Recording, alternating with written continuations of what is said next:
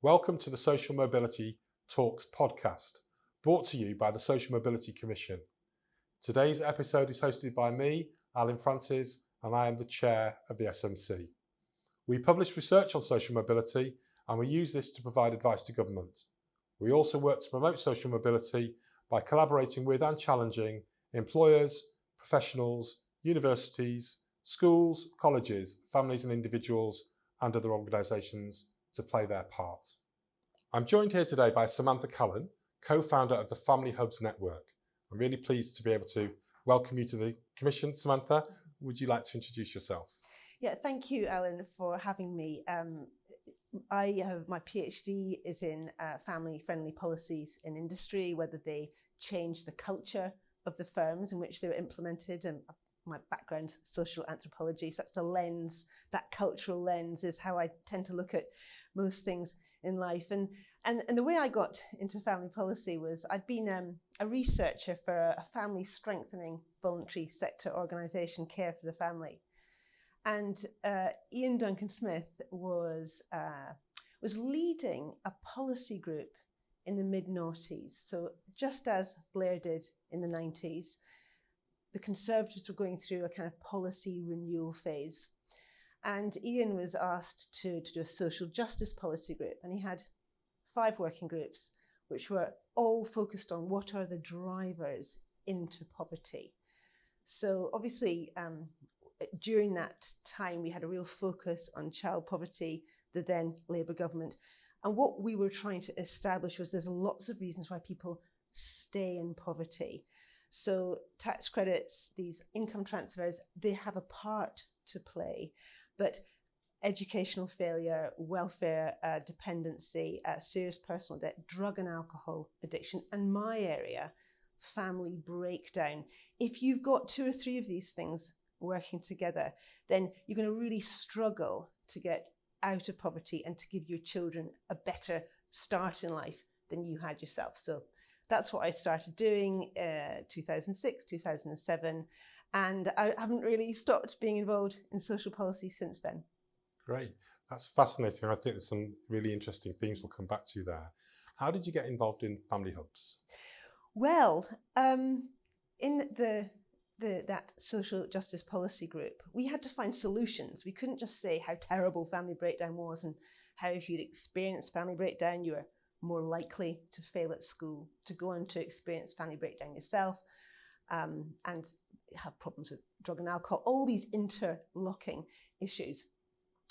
What we had to do was give solutions, which is analysis doesn't take you very far in social policy. You need to find out what is going to make a difference. And this piece of work that we did in the noughties, it was very grounded in lots of, again, voluntary sector organisations, talking to people who worked in children's centres, social services, talked to social workers. And what was coming out of all those discussions was the sense that we needed somewhere where families could go, whatever age your child, not just in the 0 to 5s, which is obviously where children's centres were focused. You needed to have somewhere to go where someone would have the answers. Now, fascinatingly, for me, this was unfinished business from the founding of the welfare state. This wasn't actually some mid-noughties idea. Michael Young, who wrote the Labour Party manifesto that no one had expected to be implemented in 1945, they got to the point early in the 1950s saying, you know what, free education, massively important, free healthcare, ditto. But what is undermining both of the goals implicit in those 2 areas is the number of children who are emotionally scarred by the Second World War. So much more family breakdown than they'd ever experienced. And what's really important to say is it's not just mum and dad splitting up. Often mum and dad have never been together, so you've often got father absence.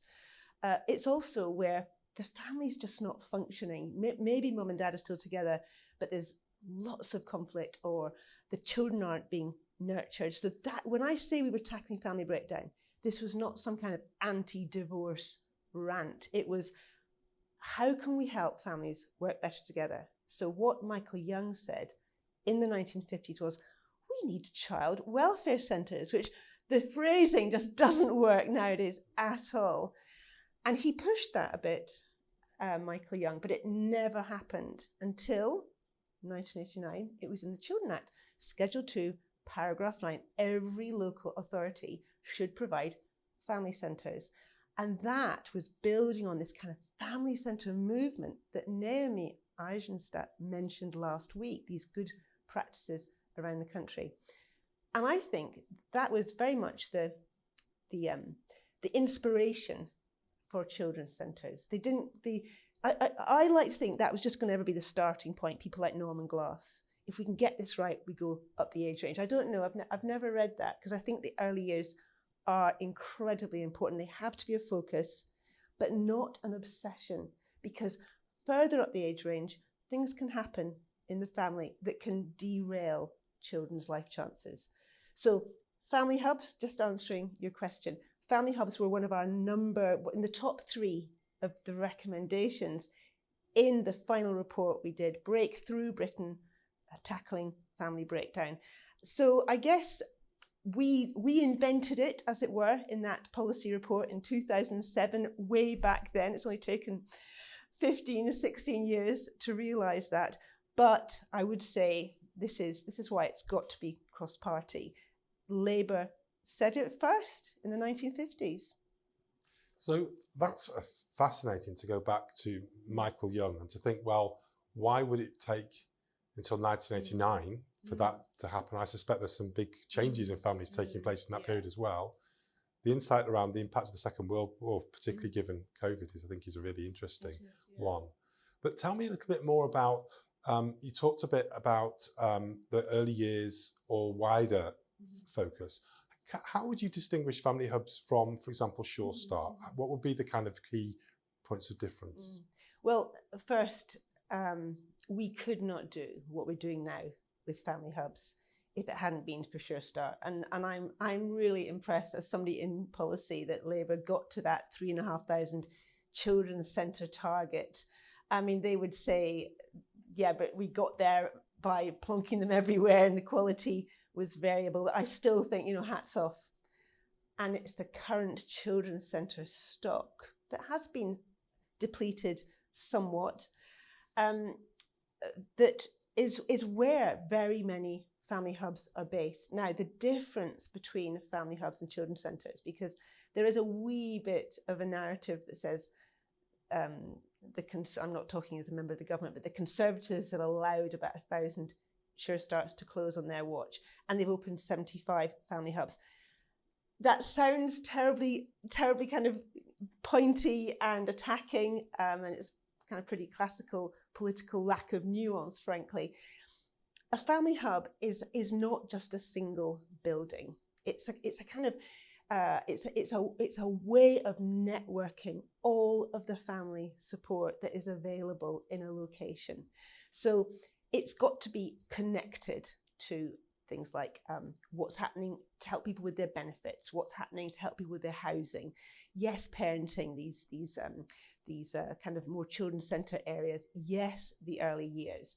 It's all linked in, but you may only have 5 family hubs in a borough rather than 15, because a lot of what else parents are accessing to get the support they need is through other buildings, youth centres that perhaps work with parents, not just the young person. So it's a different way of working. And as I said, we couldn't do it if it weren't for A, children's centres, B, what is now called supporting families. Because what supporting families did, it was called troubled families in the past, as you know, was they said we have to change how we are working.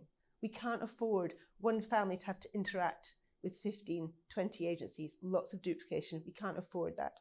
That's one thing the fiscal consolidation did do for us in 2010. It forced system transformation.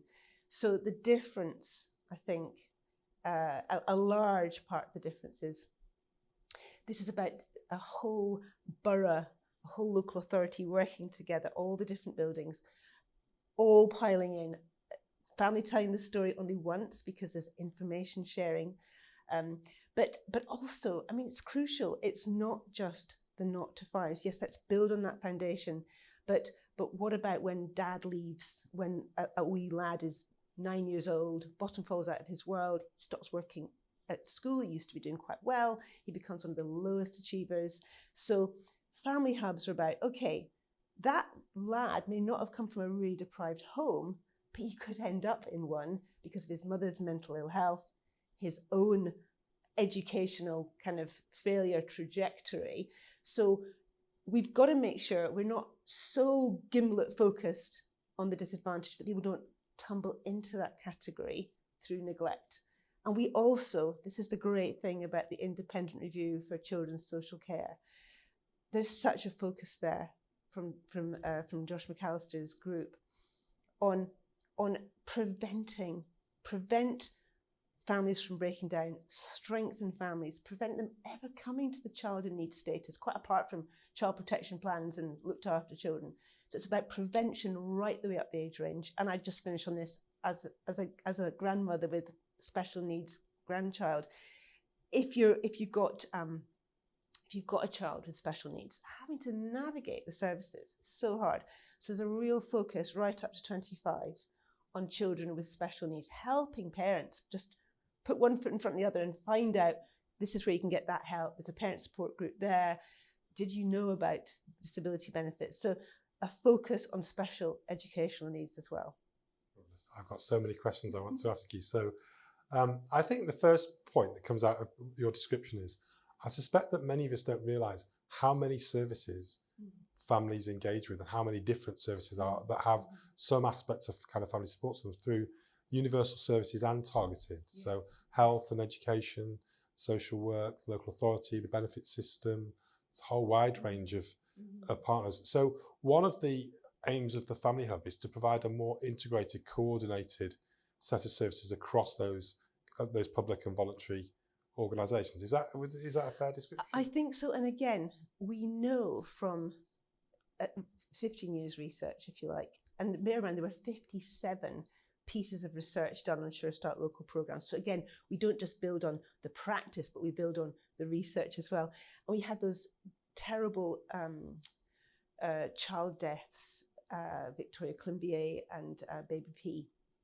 And what was found again and again was just lack of join up, children falling through the gaps. So we know that integration is absolutely key. And yeah, I was in Bury this morning. They've got a family hub. What's interesting, Bury have opened a family hub without any extra government funding because we've got this big transformation fund now. They're not one of the 75 local authorities that have got family hub money, but they've got an open day tomorrow. And the reason I mention them is because they have, as you say, domestic abuse coming, families coming in from the housing estates nearby, and seeing what a huge range of services there are. So mental health, all sorts of types of advice, fathers, people, voluntary sector organisations working with the Asian community, with the Jewish community. There's, I think, another key area that's different with family hubs. Again, perhaps necessity and motherhood being necessity being the mother of invention. We can't be sniffy about voluntary sector organisations in any way. They're not free. We still have to commission them properly. We have to do it properly. But families trust them.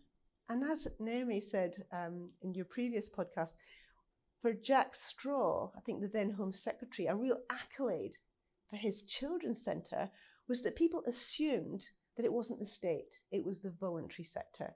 So yeah, there's a lot of join-up. So it's not necessarily that there'll be a special service for Muslim parents at the Family Hub. It's that the Family Hub is a place where the voluntary sector organisations that have got the trust of Muslim parents, they will say, oh, housing, Family Hub can help you with that. Childcare, you know, they've got advice about 2-year-old offer because that can be an issue, not enough take up of the early childcare. So it's making the most of everyone else.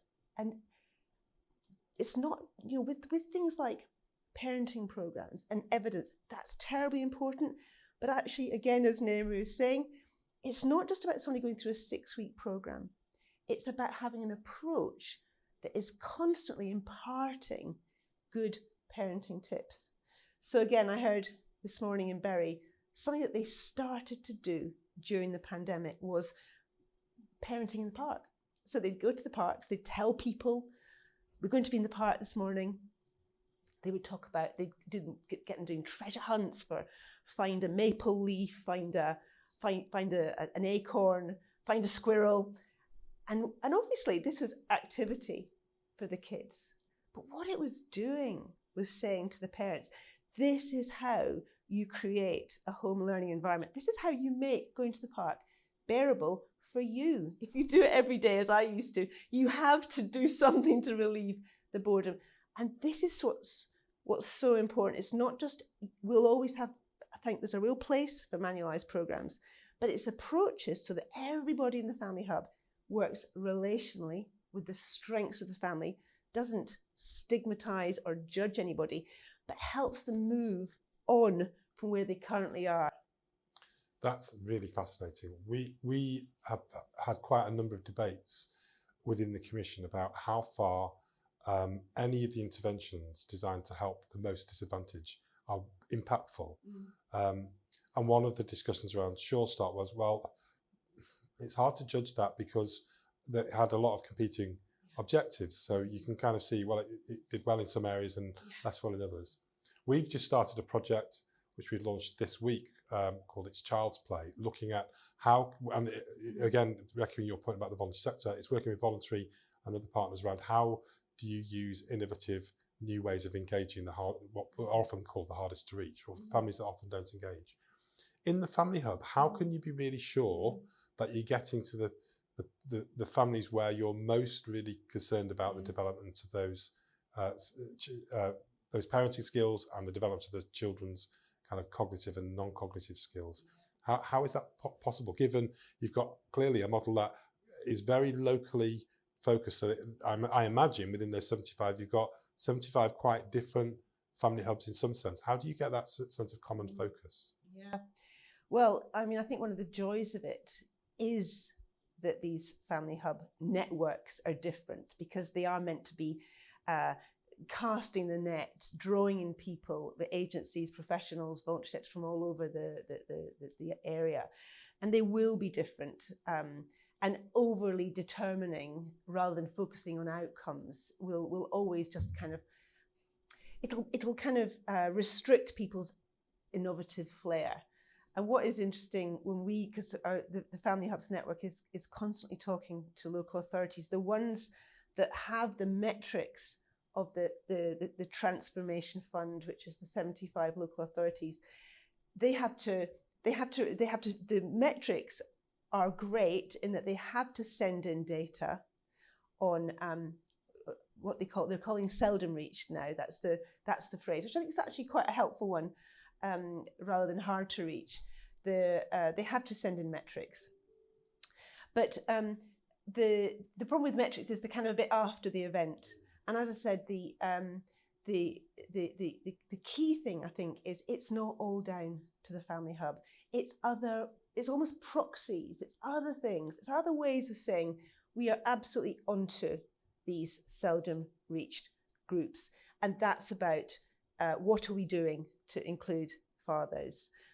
Fathers as primary carers as well, and not just is a real growing awareness that, in fact, I think it's always been about 9% of single parent families are headed by dads, but that number is gradually creeping up. And a lot of the Sure Start kind of studies that, as I said, there were tens and tens of them, and they tended to come out quite a long time after the event. But a lot of what they were finding was about mothers' reports.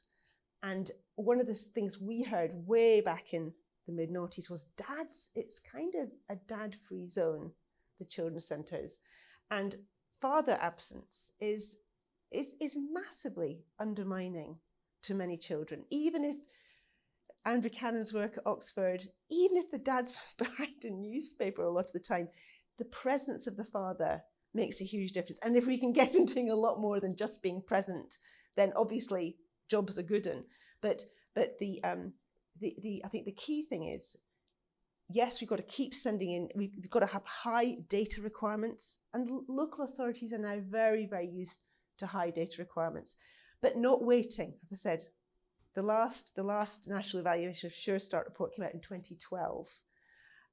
There were 57 reports between 2001 and 2012. It's coming out quite far after the event, and your child might have grown out of needing that support by then. We've got to make sure that we've got a real live pressure on local authorities, not just to work with the people who are easy to talk to. But I think they're onto it. Again, we've learned so much from Sure Start's great, but it's the middle class mums who are benefiting, which is a harsh way of looking at Sure Start. So I'm being glass half full, because it's not all down to what the Family Hub is doing. It's about partnerships as well. So the first is in relation to the choices people make about when they have their children. Mm-hmm. So I don't think this is a moral issue. I think it's just an empirical fact. So there was a report by the Institute of Fiscal Studies a couple of years ago on families, and they looked at the geography of families, and they raised some of the questions that you've talked about around the number of children born into families where there's never been both parents present. And they're able to show there's a really geographically defined aspect to that. So the northern post-industrial towns and seaside towns have a much higher proportion of children born into those family circumstances, where they call them non-partnered parents in the report. And though the high incidence is very much matched with areas where actually the kind of places where if you're academically able, sufficiently able to get to university, and in our model these days, residential university means leave, go away, then actually you'll probably do okay. But the choices perhaps for those remaining behind are much less exciting. I also think that there is a correlation between parental educational levels and those of the children, which may be, is my question, may be connected to the fact that if parents have not finished their education, is where I would phrase it, before their children arrive, their life becomes very difficult. Now, I kind of see this problem in two angles, really. So that's the empirical description.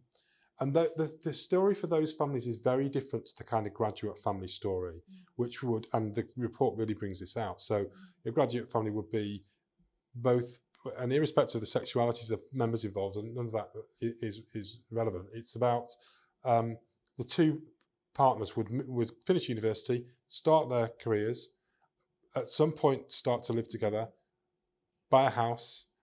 At that point, they may introduce children into their relationship, and they may then cement their relationship with marriage or civil partnership at some point, and then they would tend to stay together longer at that point. So the children are arriving later, the family's quite stable, there's an income there. And I look at that model and compare that for, okay, so if you've had your children quite young, you haven't got the option of getting out into work, and there's no easy answer in terms of a decent partner. The gap is so big. Now, not everything about children's upbringing is down to money, or the country would be run by the children of superstar footballers, and it thankfully isn't yet. But it's not. So it's not just about money, but it does feel like that gap's big. And I suppose the other thing I think is that, so when that happens to somebody in one of those post-industrial towns, I kind of think policy sometimes hems them in a bit too. So yes, we have family hubs, we've had Sure Start and so on. If you want to go back to complete your education, I think that's really difficult, particularly if you're on benefits. Some places will be flexible about it, but some places will be very strict. No, you can't do more than 15 hours. So if you're a parent who thinks, actually, my route to better employment will be to improve my skills, and then at that point be able to get back into the labour market, I'm not sure our system helps you that much. And the other point, the other observation I make is, if you're a parent also that looks to form a new relationship, so you might have had a child young, might have had two children quite young, and now you've got a new partner who actually might conform to the picture you said, a good person that's going to be a good stable partner in the long run. Does our system really help them form a family? You know, when there's all this ambiguity about who's paying what for the children, what counts as family income, what doesn't. There's a disincentive then for perhaps a father who's saying, well, hang on a minute, I can't afford to pay for all the children, but what happens if we live together? Then suddenly my income counts as family income. These feel to me impediments sometimes in terms of saying, well, if family was at the centre of policy, those things would have to get ironed out, because we'd have to say, look, we have to find better ways of supporting families, and also allowing families to make choices about who stays at home, whether one of them stays at home, do they both go to work? Well, that's at the moment the model, or the assumption is both should be out working. And that's because we don't have a very helpful system supporting through tax, for example, and tax transfers and so on. All of that's kind of changed. I just wonder whether you think actually there's a lot more a family policy could really embrace if we really made supporting families the centre of our priorities. Yes, absolutely, and I mean, I'm venturing into your area here, really, but kids who just don't engage at school for all sorts of reasons, might be because they just want to play sport, and they can't see the point of it. There will come a point where they want to do something, hopefully, where they want to do something, and right, well, there's a gap here. You need to do this course. You need to train, and they suddenly see the point of it all, and making it possible. I mean, absolutely. I mean, we, you know, our taxation system is individualized. The whole of our society, frankly, is kind of. It's a kind of liberal, individualistic society. Do what you want as long as you don't hurt anybody else, and go it alone. And in fact, there's an argument that says women shouldn't have to depend on men to have children, which I kind of understand where that comes from. But at the same time, well, children do need dads. So I think rather than we need to go back to something, I think we need to go forward to something and say, actually, the reality for children, we've discovered it, the research is showing it more and more, is as was said by Naomi from the research, actually children benefit from home care for, I think, the first 2 years. I'm not saying don't work for the first 2 years. I hate to think what the bill for maternity leave would be, but it's a societal thing. So this quote from the Harvard Business Review said that we need more forgiving career trajectories. In other words, the top flight business magazine is saying we're never going to kind of really get there on family-friendly policies if they rely on both parents being present in the workplace from about 6 weeks after a baby's born. What is so bad about having a couple of years off? Because it's not just that you don't have the income, it's that you're worried about losing your place on the career ladder. But for a lot of people, having those 2 years, they change, they develop their skills, they often become a lot more efficient because you have to do everything in little tiny baby-free gaps in your life. So I would just completely agree with you. Families are what matter. They make such a difference to children's outcomes when the conditions are right for them to flourish. And family hubs and other policy need to create the conditions for families to support children, nurture children, give them the best start, nurture them throughout their childhood, because that's what almost every parent I've ever met wants to do. And parents are citizens who vote. Absolutely. I'm a big advocate of the idea that families should be able to transfer their tax allowances. Yeah. And then it becomes a choice who decides to give up what amount of time. They can do it in all kinds of different proportions if employers are willing to support that. And that starts to really open up all kinds of interesting possibilities for families, which, you know, they can spend that on childcare then if they want to. Exactly. They can choose to stay at home if they want to. But there's choices there which are not currently available. You're completely right. There's only one way to do children right now, which is work and put them in childcare. I'm talking very crudely. You could have front-loaded child benefits. The Lord Farmer tried to get a private members bill just to enable the Treasury to do that, because it did take a tweak in the law. That very first piece of work I talked to you about, the Breakthrough Britain, the idea that you could transfer your money, your unused tax allowance is 100%, not just 10%, which is what it currently is, could make all the difference. Because another report I did in 2008, also for the Centre for Social Justice, Ian Duncan Smith's think tank, was talking about the importance in the early years of there being a stable figure. And we're tinkering with the very basics of human existence here if we say that even a very well-trained nursery nurse, if I'm not giving her the wrong title, even somebody who's got good relational skills, there's something about the mother what bore you or the father that was responsible for bringing you into the world. They do things in a different way. Now, some people have to use childcare. I completely get that. But for it to be the norm, and it's not actually the majority preference, but it's the majority preference in the elites who make policy. We've got preference theory from the London School of Economics research there. 60% of mothers, Catherine Hakem only looked at mothers, 60% of mothers are what's called adaptive. They want to do home well, they want to do work well. Only 20% are work-centred and 20% are home-centred. So for an awful lot of women, they want variety, but only a fifth want that kind of get back to work as soon as possible.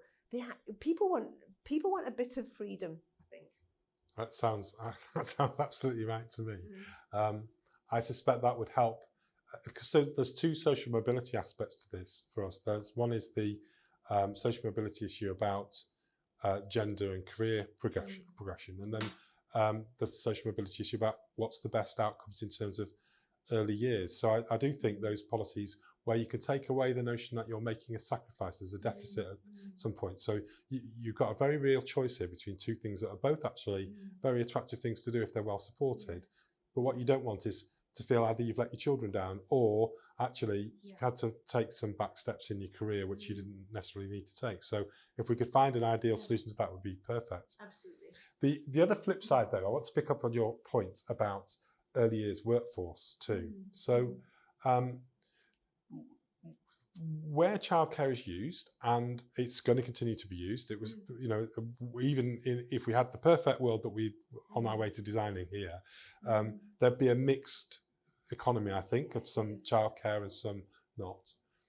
Do we think that we are training and investing in our early years workforce in the way that we need to get the best outcomes for those young people, those children and young people?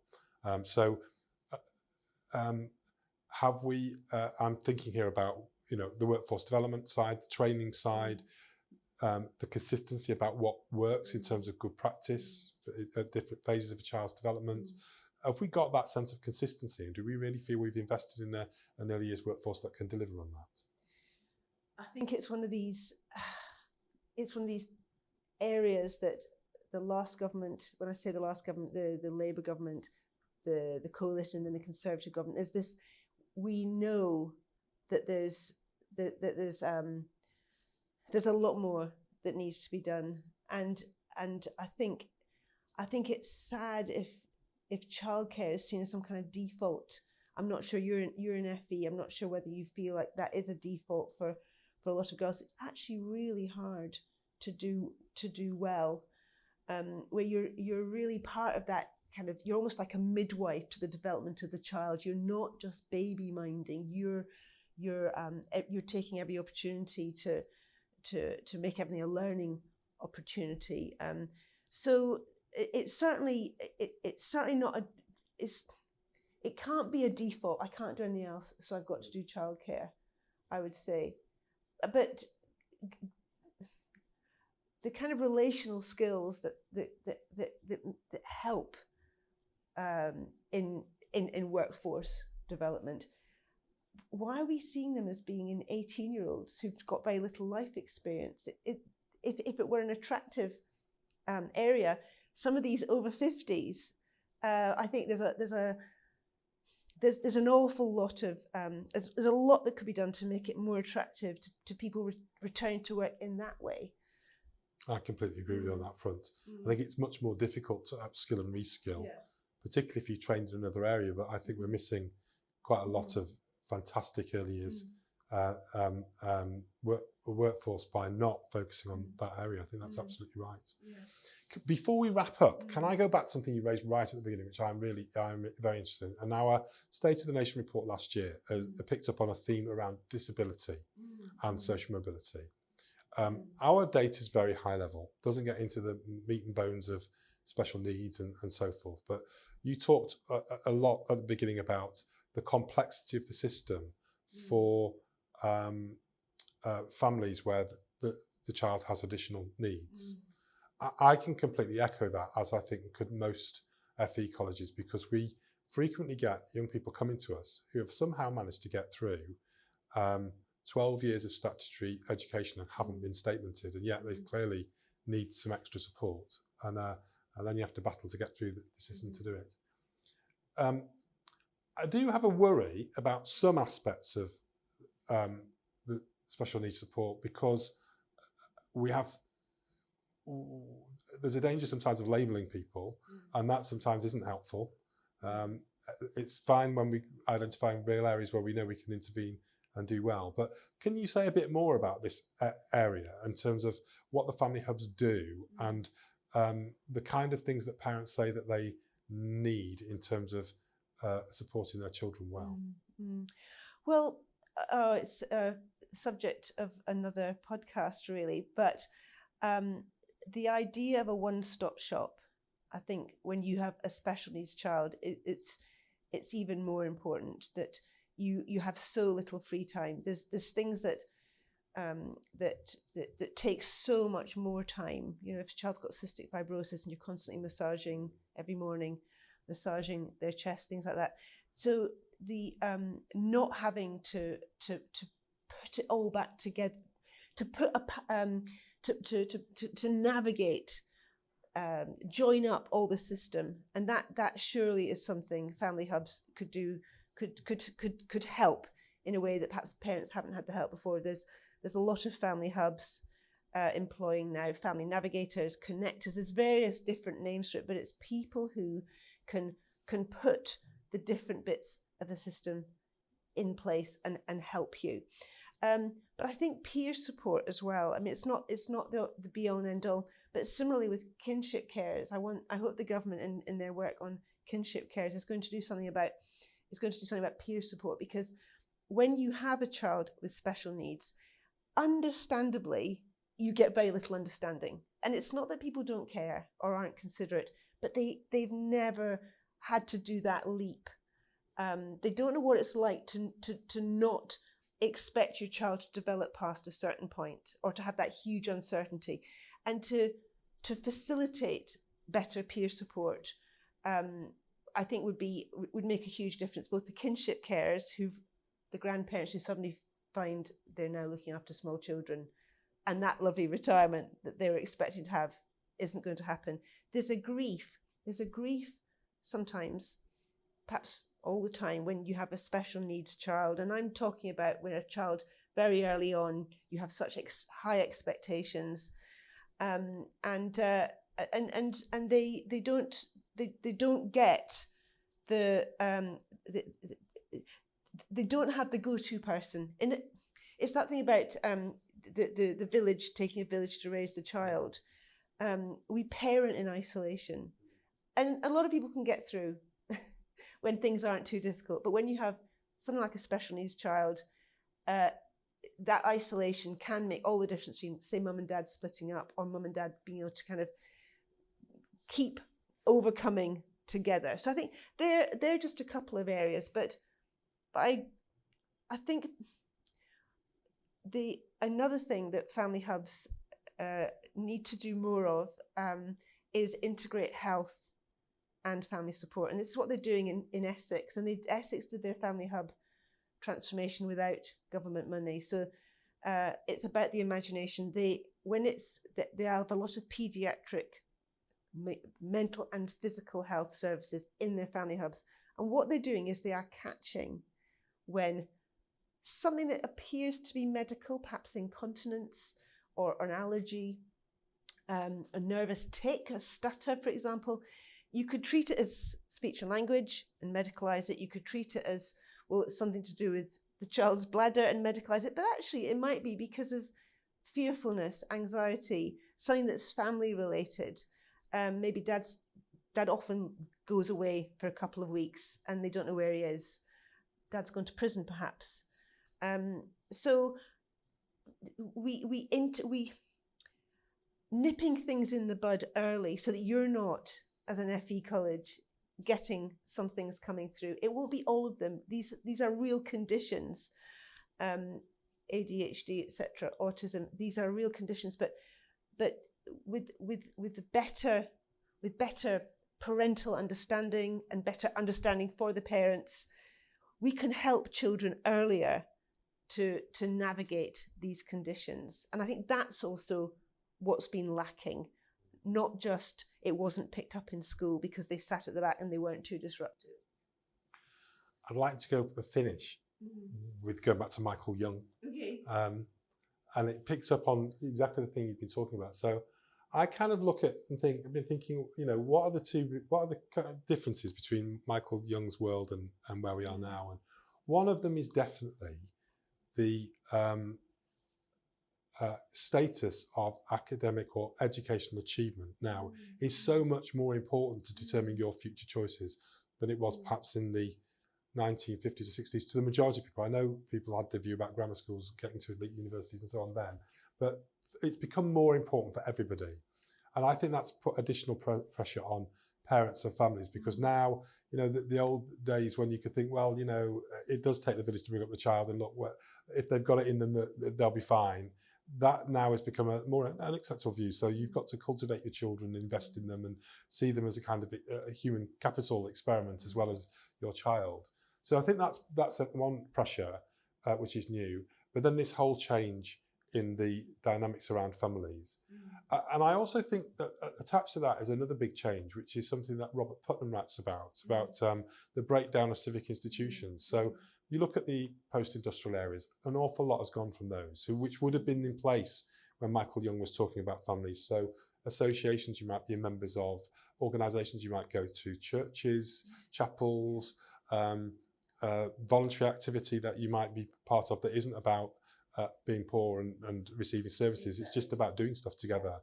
I suspect you'd also meet more people from different backgrounds.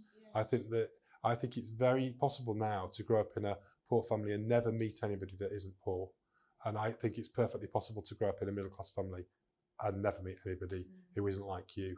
And I think those are also part of that. So is part of the answer to this to kind of rebuild civil society in the way that we start to make those connections back. So schools that are more mixed, chances for people to meet more people who are not like them, thinking about less segregated housing in terms of socio-economic background and so on. Are those some of the things that we should be thinking about if we want to build that wider support for families? So, yeah, I mean, very, very far-reaching. And I think that's absolutely your job as the chair of the Social Mobility Commission to not think in terms of these micro interventions. I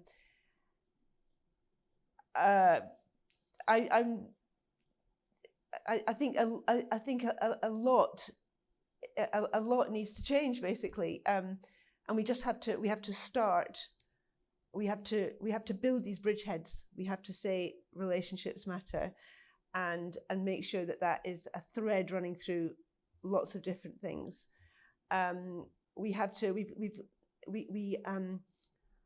Stigma's harmful, but on the other hand, we have to be honest about what works and what doesn't work.